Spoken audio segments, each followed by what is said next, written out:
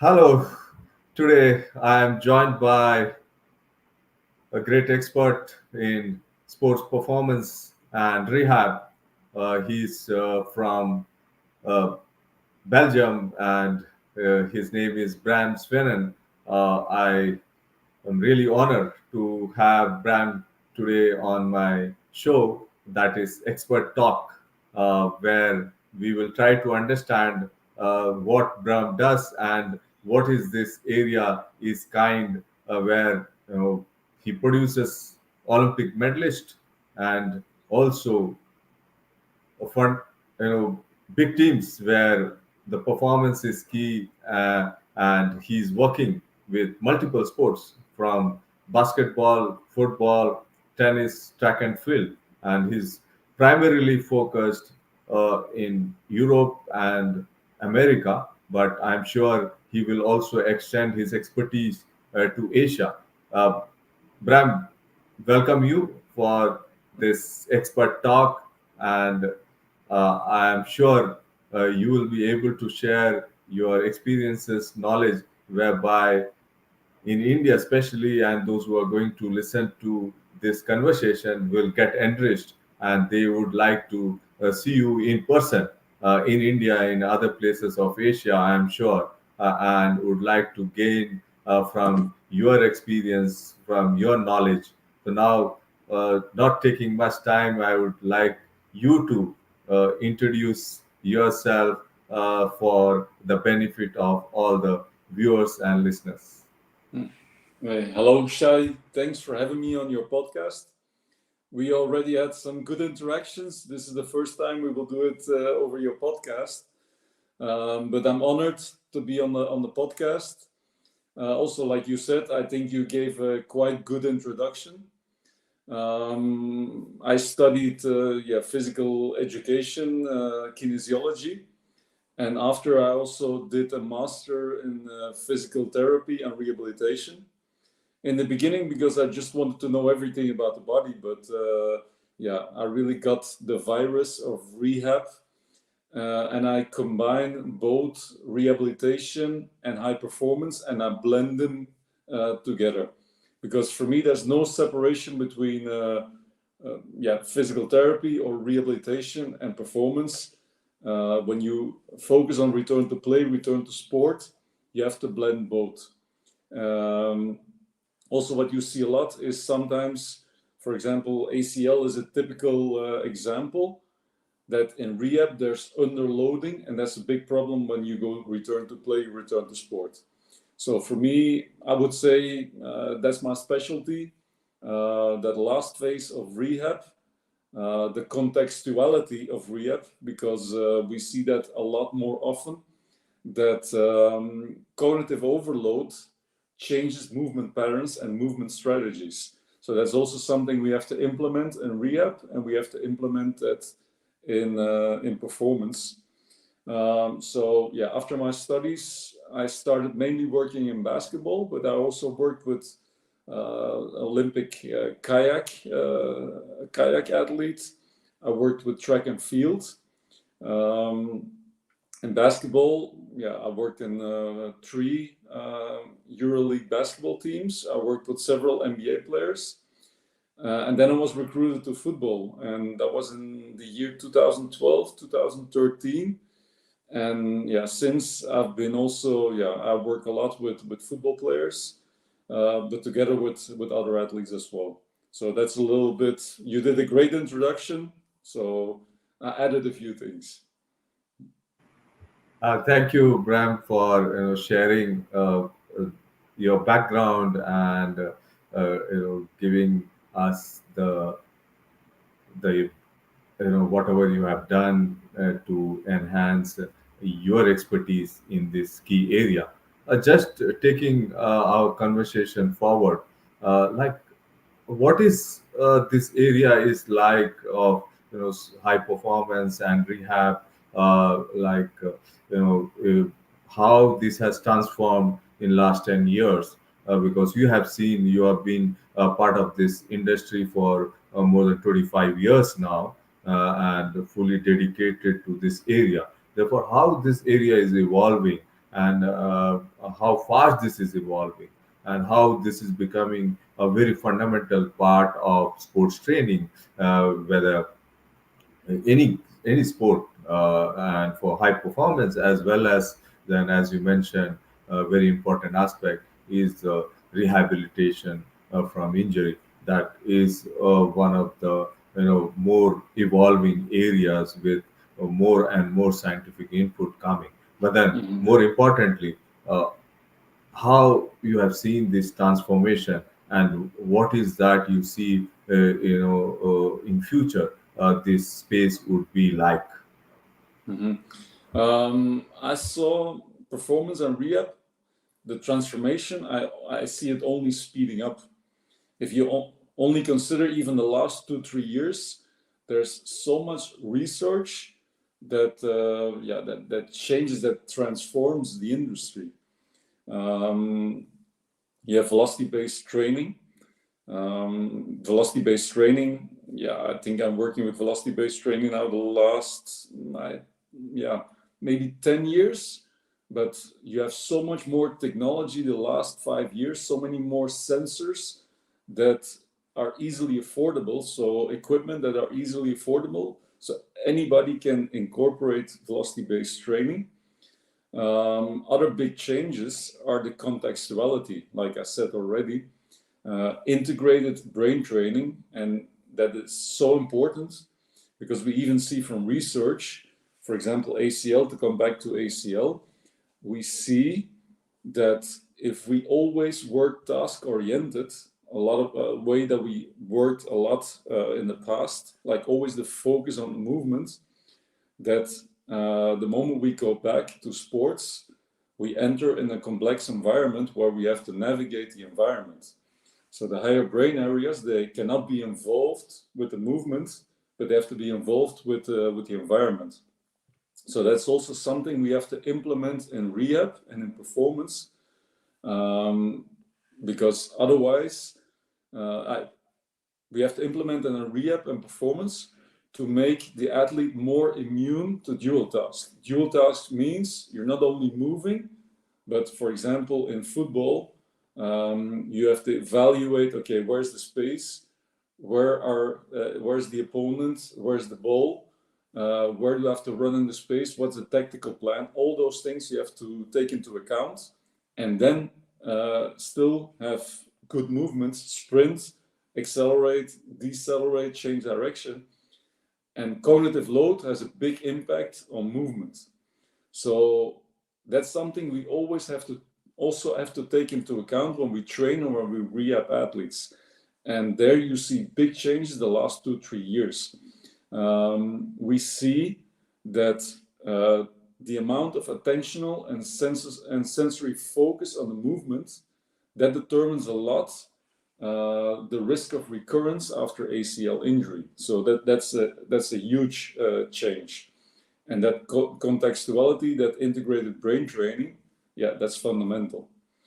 That's a big change, and that only accelerated the last 3 4 years. There were big changes. Your deceleration training, eccentrics, other things. Like the moment I started, 25 years ago, I started working as a professional, and basically we were made scared of eccentric training because eccentric training would give too much soreness. It was not something you would do, for example, when you were in competition. It's something uh, you had to be very careful with. But the reason is also that we apply concentric training methodology on eccentric training. But eccentric training, yeah, it's something completely different from concentrics. Yeah, the way the cortical activation, the activation at spinal level, that's completely different. So the methodology is also different. And when you apply the correct methodology with eccentric training, you can make immense changes. Basically, eccentric training is better than concentric training in almost everything. Strength, hypertrophy.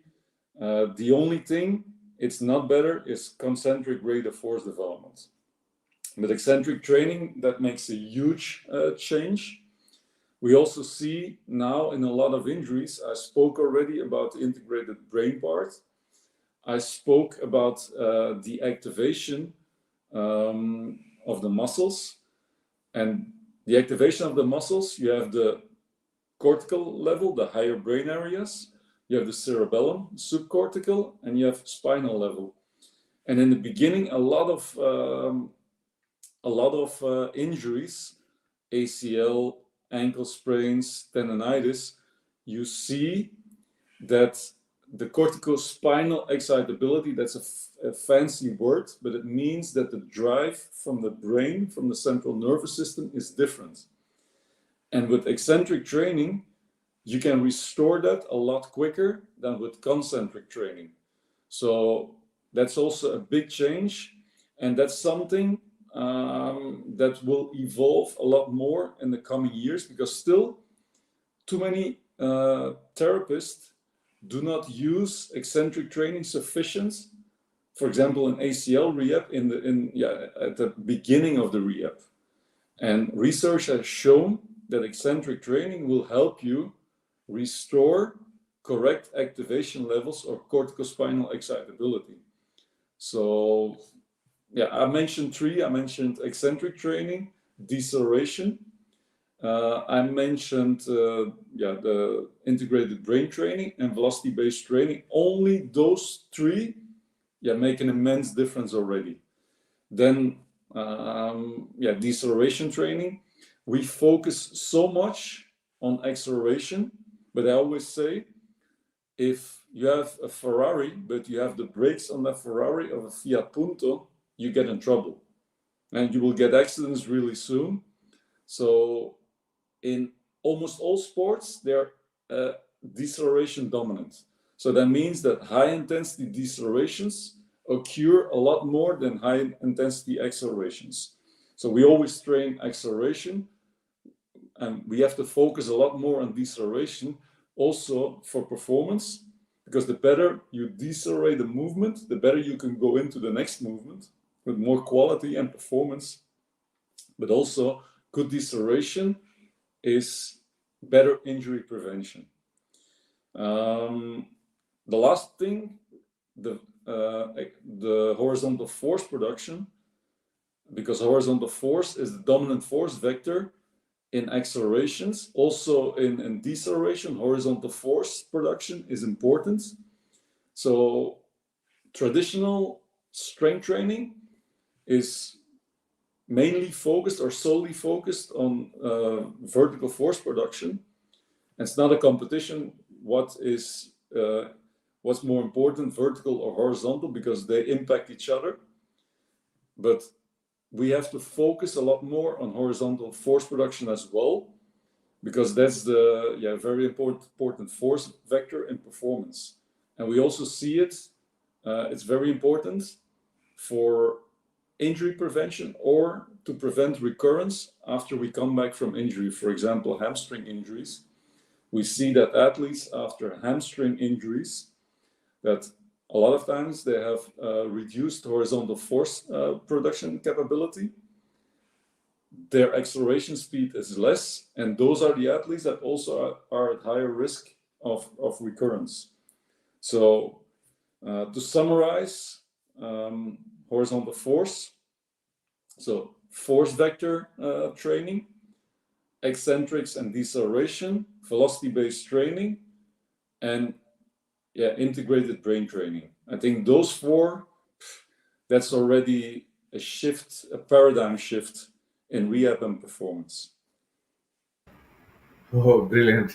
Like hearing from you all those aspects where many in the sporting environment in India and many parts might not be aware, those scientific uh, input, what it goes on in bringing back the athlete to that performance level and to play at a competitive level, from ACL or or a hamstring injury or any other injuries, because As you mentioned, the technology has really making things improve, and there are faster development in terms of rehab mechanism, what it comes into force in the rehabilitation process and performance building part, and also all the sensors what you have now as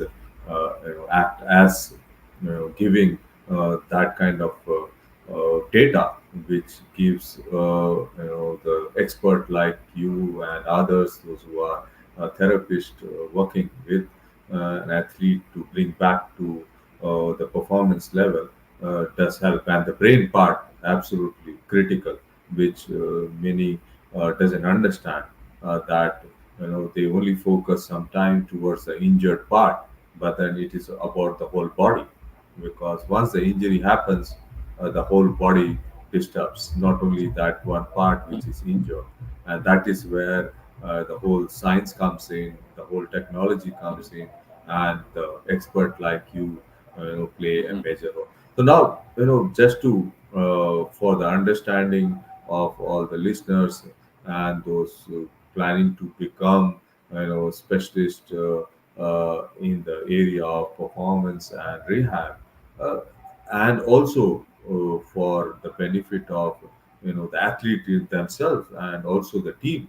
Like, when we say that, okay, there is a high performance and rehab specialist involved with the team or an athlete, like, oh, it's very much easily understandable that once the injury happens, there are has to be. But then, in a normal course, say a professional team, say a basketball team or a football team in a playing in an European league, what would be the composition of those specialists who are part of the team, as a support staff, and how they, go about, integrating the whole performance aspect.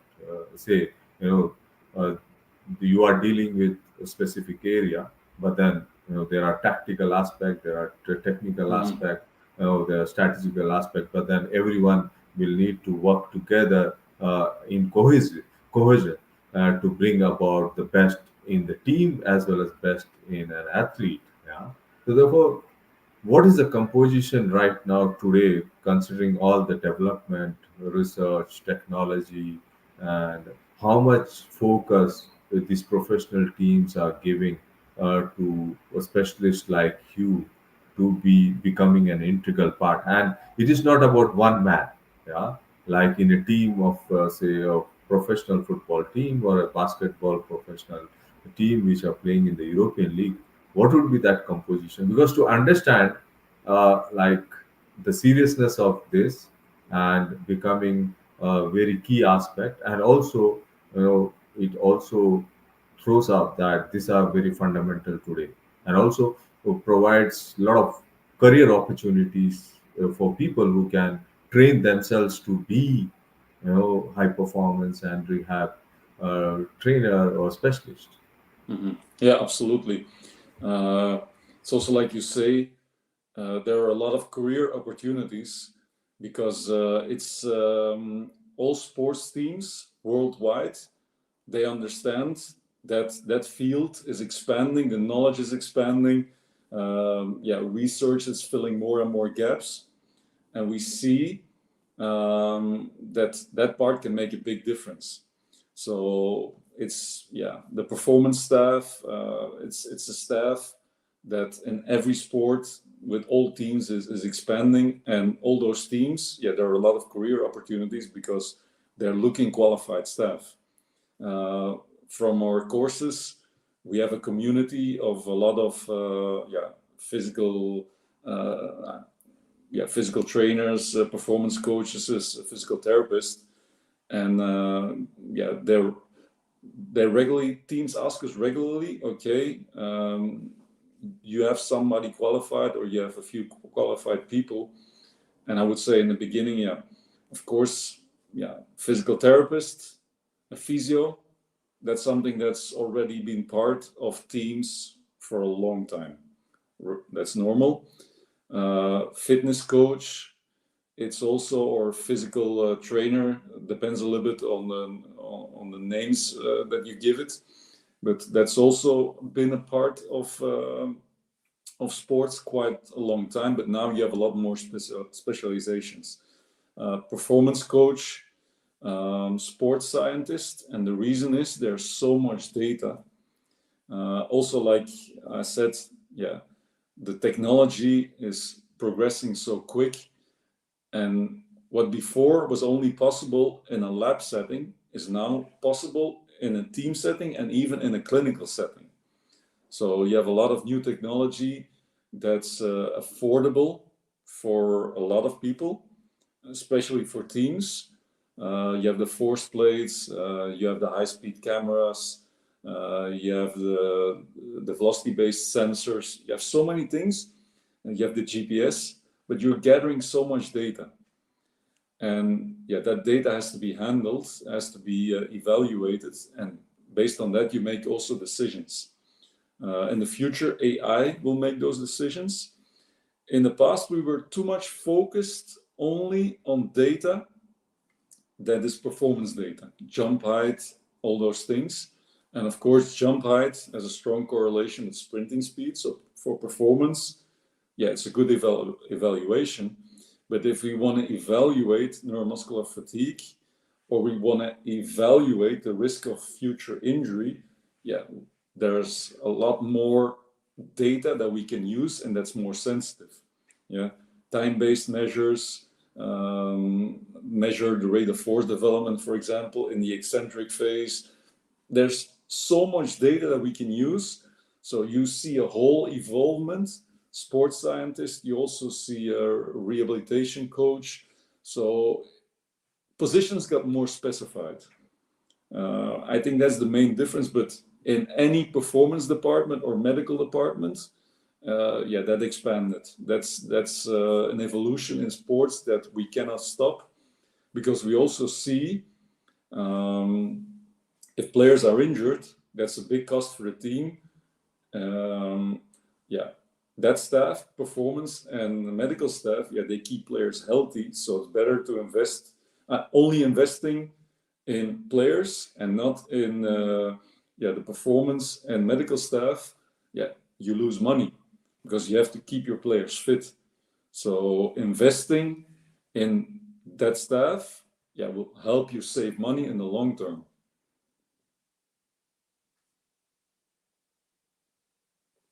No, absolutely. The prevention of injury and keeping the athlete in the top form is definitely value for the team, the athlete, and for the brands and everyone. Therefore, all these specialists, as you mentioned, play an important role, and they are integral part of today high performance sports and in professional sports. Without them, nothing moves. And as you mentioned, AI is going to play an important role in near future, because you have so much data coming, and you need a faster analysis of data for quick decision making, and that way athletes are going to only become better, like faster, stronger, and more agile, and they will create more you know world records Yeah. and top performances. That is what is going to come.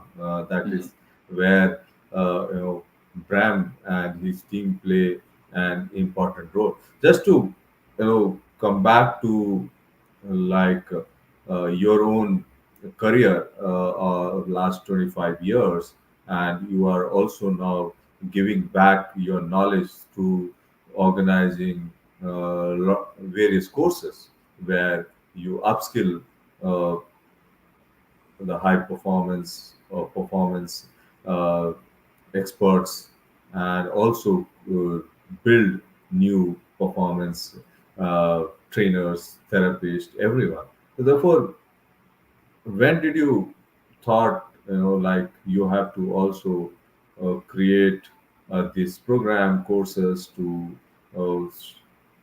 where you can train more people in your own area, and how this interest came, and how this is going and what are the kind of courses you do and how which are the popular courses where you get in high demand.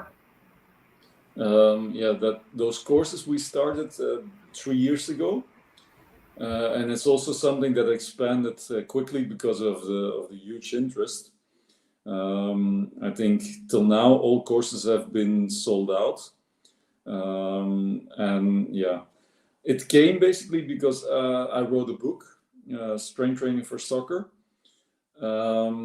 and yeah, it's been a success worldwide. But also I had so many questions, mostly from even all over Europe, from people that wanted to come and follow me for a few days or do a practice. For example, the teams that I worked or in my own practice. And of course, yeah, I had several questions a week. So mostly I had to say, yeah, or almost every time I had to say, no, it's not possible. And yeah, so I was already thinking, okay, we're gonna do some courses to maybe play. I also met Stijn Lindermans. I met him 10 years ago because he organized conferences. He had his own conference where I spoke, and we always stayed in contact. And then 3 years ago, we joined forces and we started together. We started these performance and rehab courses. At the moment, we're doing this for 3 years. We've been basically all over Europe, and we have at the moment we have 4 courses. We have a performance and rehab course, which with topics such as horizontal force production, velocity-based training, integrated brain training. Also, every course has a big biomechanics part. In that course, the biomechanics part, we address it from a muscle perspective. And we also have ballistics and plyometrics. That's a 2-day course. Another 2-day course, what we did last weekend at the team of Werder Bremen from Bundesliga. That's the athletic development course. And there we have topics such as force velocity profiling and fiber type transitions. That's one of my favorite topics because too many times we think because we do strength training that the athletes becomes more explosive. But a lot of traditional strength training routines, you see a shift from fast twitch to slow twitch fibers. So you have 2X to 2A and even a shift from 2A, so the intermediate fibers to slow twitch fibers. That's something that we don't want, especially in explosive sports and team sports, something that we don't want. And there I address that issue, how to tweak strength training that you prevent that shift to what we call a slower phenotype. So fast twitch to slow twitch, and even how you can change, like shift from a slower to a faster phenotype with training. So that's fiber type transitions. We also have a big biomechanical aspect, but this time we address it from a movement perspective. We have eccentric and deceleration training. We have blood flow restriction, and also different like landmines, what we call like coiled core movements, rotational movement control. Then we have 2 one-day courses. We have the ACL, a functional and contextual approach. That's a 1-day course. So there we address everything about ACL rehab. And a last 1-day course, or 4th course, that's the VBT, Velocity-Based Training Masterclass. That's a 1-day course, a full-day course. And that addresses everything from velocity-based training. So there we go really in depth, and that after you can call yourself like a velocity-based training expert. We have now almost 1,000 ambassadors and I would say over 4 continents. So we also had several. We also have several Indian ambassadors that followed our course. We did 2 years ago. We did a course in Dubai, so we had a few Indian physical therapists that attended the course there. And yeah, we have of our ambassadors. We have a lot of top professionals, like people that work in the Premier League, fitness coach from Barcelona, the first team. A lot of people from the Bundesliga. So we have a lot of top professionals. So also being part of that community, that means something. That's something in the future we will do a lot more with that community. Like I said, we already have a lot of teams asking us if they want to hire staff, that we can make a selection of, or that they're specifically looking for an ambassador, somebody that did at least one course. So that's something in the future we will do a lot more with. It's like you have already trained more than 1,000 personals Almost, through your, yeah, almost 1,000 through people. This year we will pass that 1,000. yeah, definitely. I wish you good luck, and I'm sure in India itself you'll be able to train more than 1,000 in the coming months and years. That's where I'll be looking forward to see that you come to India and maybe other parts of Asia as well, where there is a complete lackness in terms of performance, and rehab experts are very few. Those who are associated with professional teams and also professional athletes. We need more, and I'm sure you will be of great demand in our geography in the coming months and years.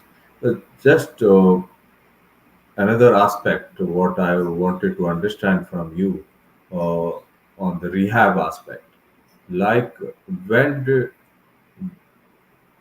when an athlete gets injured, or say ACL aspect, yeah, and there is a complete phases of rehabilitation, yeah.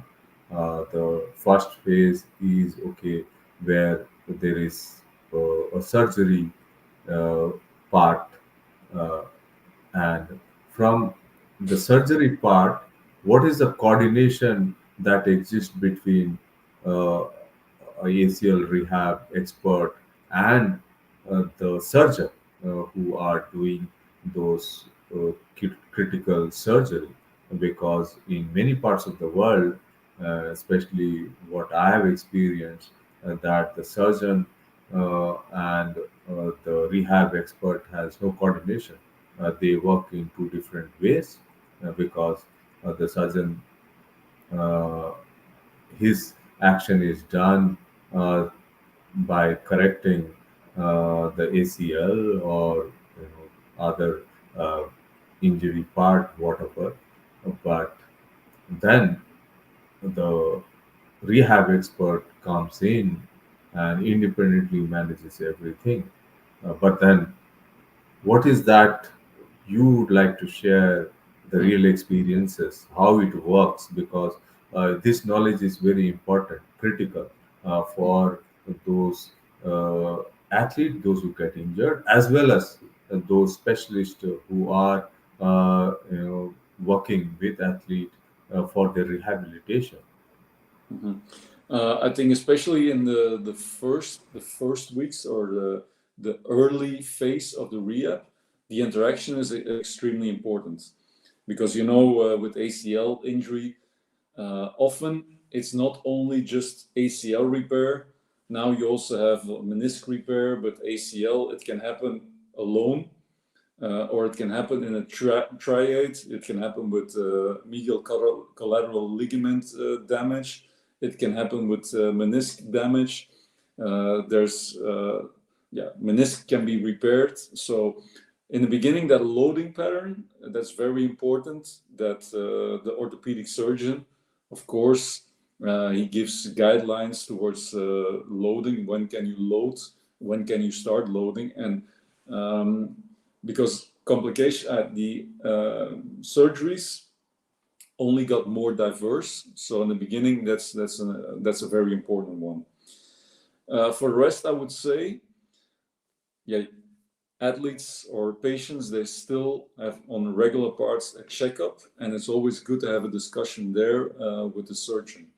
If everything goes smooth, of course, then that's not that essential. But also in long-term rehab, it's never that it goes all smooth. A lot of times you have a little bit small complications. And in my discussions with orthopedic surgeons, that's, as a physical therapist, you learn a lot about. Because if, as a physical therapist, every time there's a small complication, you panic, that doesn't help the patient at all. Because everybody, athletes, patients, they all have their insecurities, and a lot of times small complications, it's no problem. You just have to know how to deal with it. But as a beginning physical therapist, that interaction with an orthopedic surgeon, if that's possible, that helps you a lot. Because long-term rehab, like if we're talking about 6, 7, 8 months, sometimes it happens that from beginning to the end, everything goes smooth. But a lot of times, there's some kind of small complication. You have athletes that in the beginning have a lot of swelling, but then after 2 months, suddenly it goes all smooth. They accelerate. But you also have patients that in the beginning, there's almost no swelling. Everything looks like it's going great. And then after month 2, 3, suddenly they have more inflammation. So I learned a lot in my interaction with orthopedic surgeons. And in physical therapy, experience is very important. Because small complications, you just have to know how to handle it, how to tweak your rehabilitation. But if, as a physical therapist, every time you start panicking, that will only feed those insecurities with the patient or athlete a lot more. So to summarize, in the beginning, the start of the rehab, of course, the loading schedule, that is very important. That's determined by the orthopedic surgeon, and regular on checkups, regular interactions as a physical therapist, that will only give you more insight.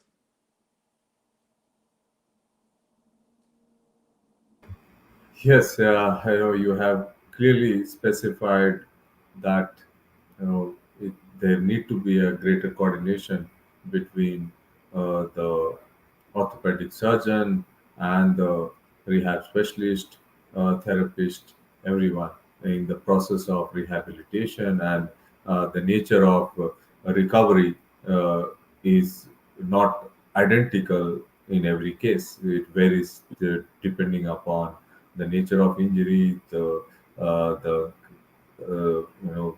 the surgery itself, the complication, the grades of injury as well, and then the nature of sports also plays an important role. So now coming back to an important aspect to understand from you, since you are working with football, basketball, track and field, tennis athletes.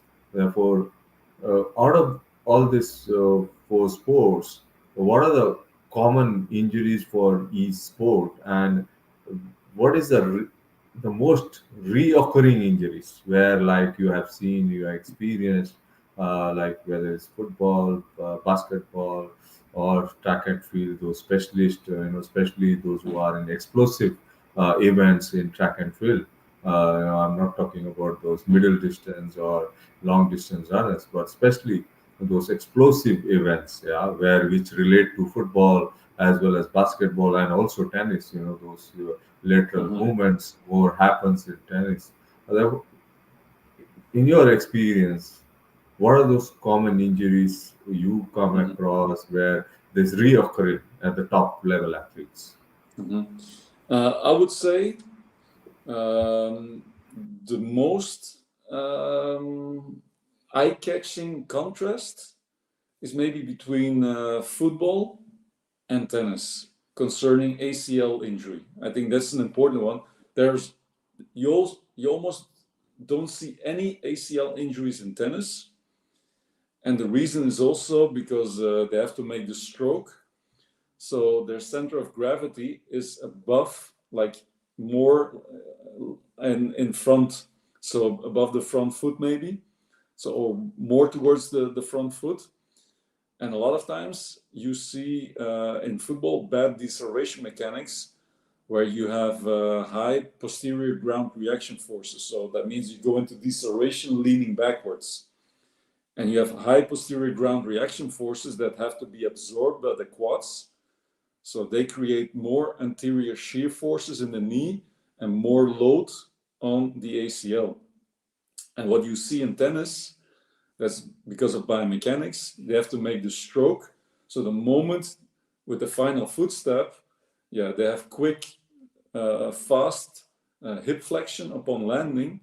So then the posterior ground reaction forces are a lot less or even maybe non-existing. So you have less shear forces in the knee.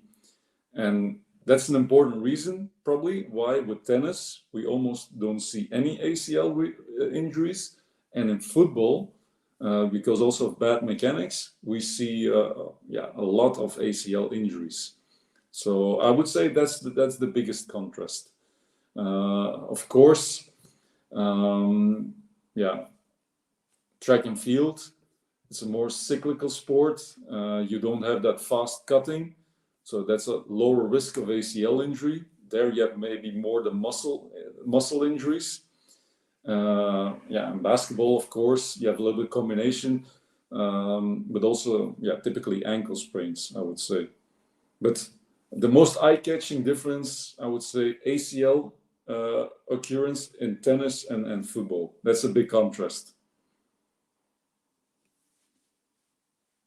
Yeah, that's. I was also not aware of this fact that this contrast between football and tennis, where the ACL injuries are very high in football, as you mentioned, because of the reason, and then tennis, it is very low, and that's a contrast definitely. And as you clearly specified in the track and field, the more muscle-related injuries there are than this ligament related. Again, the nature of sport plays an important role. And then again, also important is like the one aspect, like as a performance specialist. I'm not talking here about the rehab specialist. Uh, when the most focus goes in terms of say building that performance factors, yeah, it is the preseason, because say in a team sport, which is where you have a whole season of 10 months, some it stretches to 11 months even, and that is a very very long competitive season, because say in track and field you have those periodization works out very well, because there are, you train and you perform at a certain level, and then you go higher and higher to your peak performance, maybe at the Olympic or the World Athletics. That's where the individual athletes and track and field athletes can prepare. But then when it comes to the team sport, when you take football or a basketball, when you have a league and which goes on from 8 to 11 months, where how you kind of manage to keep an athlete in the top form, because every match is key for Mhm. the player itself and for the team itself, yeah. And where the focus in terms of the performance factors developing and maintenance, like, yeah, how this is manageable, because say in football it also, like, you end up playing maybe 2 or 3 games in a week sometime, yeah. But yeah, average work becomes two in some cases, but in most cases it is one game a week, and then you have the time to recover, time to build, time to focus. But then pre-season sometimes it's not same for everyone, yeah, Mhm. because of different environment, and also how the temperature plays a role here, yeah, Mhm. because whether you're coming from a a very cold, a low temperature, and then you have an extreme temperature, all that. Because there Yes. are too many things I'm asking, but Yeah. then because in India especially, we have a high temperature, especially summer, in the northern part, in some part of south, all that. Yeah. And this is again, people sometimes doesn't understand that the temperature also has a big role to play, and to how you manage that, to keep Mhm. that into account while training your performance factors to build to a level. Yeah, indeed, like sports, like team sports, but also tennis, where you have very long seasons. I would even say in football, they keep planning more and more games. I would even say that seasons, yeah, they last 10 months. And you also have, yeah, preseason basically is non existent because preseason, maybe you can work 2 weeks. If you can work 2 weeks in football without practice games, that's already a luxury. A lot of times you start very early. The second week they already start with practice games. If you did good, you also have maybe the Super Cup, that there are already games that have some importance. So preseason is basically non-existent. Off season in European football, it's a luxury if you have 4 weeks off. So basically, those sports have a very long off season, and two elements that are essential are where we have the classical linear periodization models. Like for those sports with long seasons, you have non-linear periodization because they also make it possible to adapt the situation more to the everyday changes. Because also in a team, you have players that didn't play or players that came in substitutes, but they played, for example, they played just a few minutes, like 15, 20 minutes. You have players that play the full 90 minutes and play almost every game. You have players like central defenders that, for example, yeah, they have less high intensity and sprint meters. You have fullbacks that have a lot of sprint meters and high intensity runs. So it's a complete different situation for each player. Of course, you also have the tactical periodization. So what's planned in every training session with the team. And with nonlinear periodization, it's very easy to adapt the needs of each player to the situation of the team. And basically, you say, um, if you fail to plan, you plan to fail. Yes, but your periodization in team sports can also not be, yeah, how do they call it? They cannot be written in stone. Yeah, because you have to be flexible. It's possible that the player he gets a small injury or he gets a red card. Yeah, of course, that will change the way he will be loaded in the week or the upcoming days after the game. So with nonlinear periodization, you are a lot more flexible. And also, for example, if nonlinear periodization, I plan some speed strength session, so something explosive, something really sport specific. Yeah, of course, you need neuromuscular, you need to be fresh. There cannot be any neuromuscular fatigue in the system, or that training session makes less sense.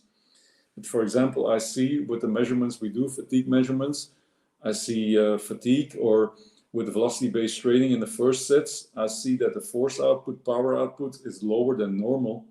Yeah, of course, I can still change. And in the next, for example, I can put more like a prehab session, and the next time when prehab is planned, I can try to switch it if possible. So I'm more flexible, but also something that makes a big difference is that we still see strength training or performance training something that will make the athlete better in the upcoming weeks, so in the mid-long term. And that's something that's completely wrong, especially in team sports or in sports where you have a long season. Because basically, what's the most important thing? That during the games, players are top. But also, I cannot afford it that I do a session, a performance session, and in the upcoming tactical session, players are fatigued and there they don't have quality. So the reason what we have to change, our focus has to change, because we have to work, we have to keep in mind more, and we have to focus more on what I call the potentiating effect of performance. And instead of doing, for example, 2 strength training sessions, longer sessions of 40-45 minutes, yeah, because that will have some neuromuscular fatigue implications, yeah, that can reduce the quality in the upcoming tactical sessions. It's probably better to implement what I call performance snacks. So I divide my sessions over small sessions, but maybe 7, even 10 performance sessions over a whole week. But instead that the performance session is 40-45 minutes, it can be even 10-15 minutes, but I divide them a lot more. And the reason is, with those kind of sessions with a lot of quality, yeah, I can focus a lot more on the potentiating effect. So if the athlete after goes into a team session, he will be more powerful, he will be stronger. Yeah, that potentiating effect from performance and strength on the nervous system, central nervous system, and that's extremely important. With a session, even the day or 2 days before the game, I can boost performance in the game. In some sports, like NBA, in the morning, you even can do a small session, but to boost performance at night. Yeah, because there you play 4 games a week. That's not an exception. So that's an extremely important one.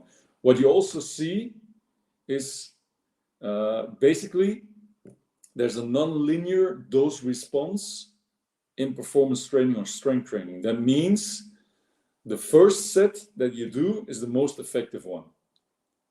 And every consecutive set is less effective than the set before. So it makes absolute a lot of sense to, instead of doing a big session where you do 3 or 4 sets of an exercise, it makes more sense to have smaller sessions, like snacks, performance snacks, where you only do 1 set, or even, for example, you have some fatigue measurements, or you have the Nordics, so that you count that as a training session, but it only lasts like 5 minutes. You have an activation warm up, you have your performance session, and then they go into the tactical session of the team. So that makes huge changes, because you also see in research for plyometrics, for speed, and for strength, there's not a single study that shows that if you divide the same volume or even less volume over more sessions, you have more results. There's not a single study that shows that more division over more higher frequency gives less results. You have very good studies with speed training and plyometric training that even show that a lower volume, even sometimes half of the volume, but spread out over more frequency, over more sessions, gives more results on counter movement jump, on speed development, and even on agility. So that's an evolution that you will see happen in the next years. No, absolutely brilliant. That's input from you coming on what is going to come in terms of enhancing the performance factors to the optimum through what you say is breaking into minor time duration rather than going intensive high volume one aspect to cover to build the performance to a level. So Yeah. therefore, absolutely very important. Yeah. Yes, Bram, you want to So yeah, say sorry something? to interrupt you, but I Yeah. spoke now especially about performance, but also in rehab, it's extremely important that we shift a little bit more to such nonlinear periodization models. Because, for example, ACL injury, uh, the patient or athlete, he will be in your practice every day or almost every day. So it's very important that the focus of our sessions, that they're well planned, well periodized, so that I'm not just accumulating fatigue, but that there have a better planning periodization, so to boost performance and to speed up rehab. So periodization is extremely important in sports and performance, but also uh, the same has the same importance. Is very important in rehab as well. Excellent, Bram. Now we are almost at the fag end of our conversation. Uh, you know, uh, you've been great so far, giving those insights and giving your expertise, knowledge, and experiences on this key aspect that is sports performance and rehab.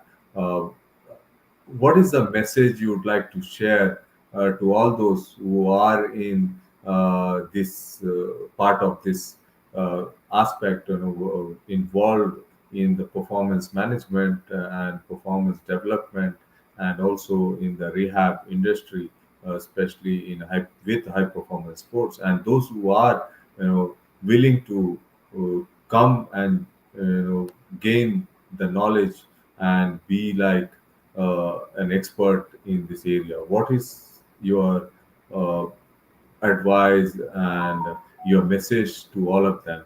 What is that they should focus? What is that they should gain? Where they should uh, kind of invest in terms of gaining the knowledge is very important, Mhm. and also where they should start working to begin with. Yeah, and what are the fundamentals before even they go and do a course with you, because they need to have the basics with them and to be there as to be called as specialist.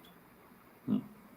Yeah, I think universities they have great programs. They're doing a great job.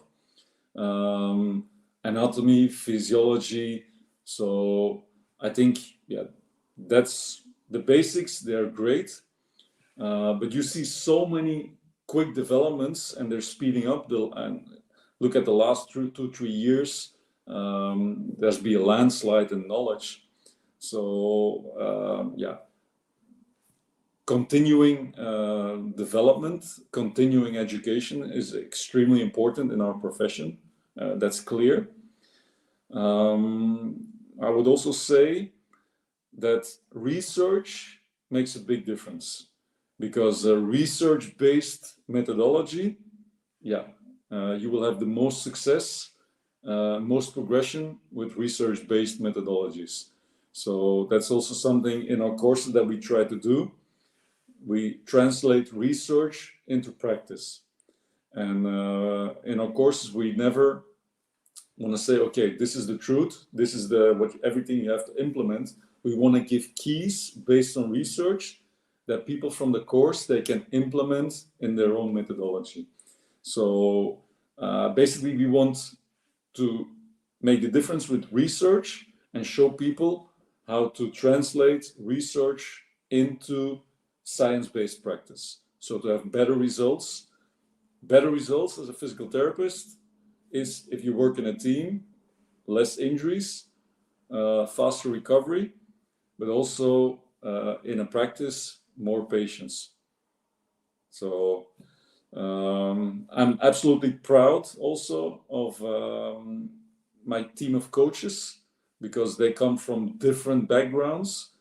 Everybody is a little bit specialist in what he does, and we blend that into a methodology So yeah, we can inform people from different backgrounds and even visions, because it's not always necessary to 100% agree on everything.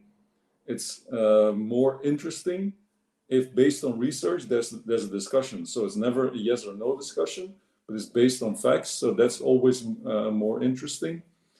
And I'm also absolutely proud about our growing community with a lot of top experts. But also, yeah, we also have we have physical therapists, we have performance coaches, we have sports scientists, we have personal trainers. We also had students in physical therapy, physical education, and for them it's also worthwhile, because you enter in a community that more and more is going to be something that's going to change the world. So that's a little bit the vision of the future. And Shai, we always had a good connection. I also respect a lot, and I'm very grateful for the way that you also always showed interest in what we're doing, and bring us to India. We have some people from India already coming over, but thank you to join forces, and thank you for having me on your podcast. Thank you, Bram, for your kind words. It was an absolute honor for me to host you today. And definitely, I got enriched from the knowledge what you have shared today.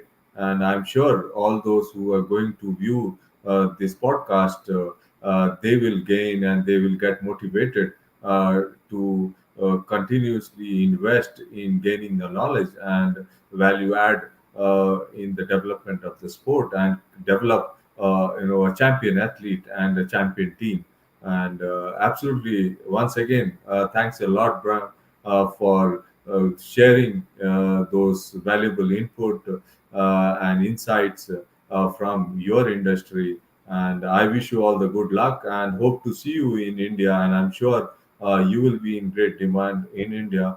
And it's just matter of time. Hopefully, you will be able to visit India, and there will be lot more requests for you to be in India. I'm sure.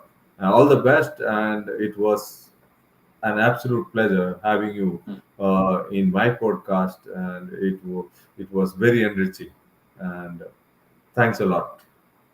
Thank you, Shai. It's always great to interact with people that are passionate in what we do, in performance, rehab. Uh, it was a great experience being in your podcast. My pleasure. Thank you. Thank you.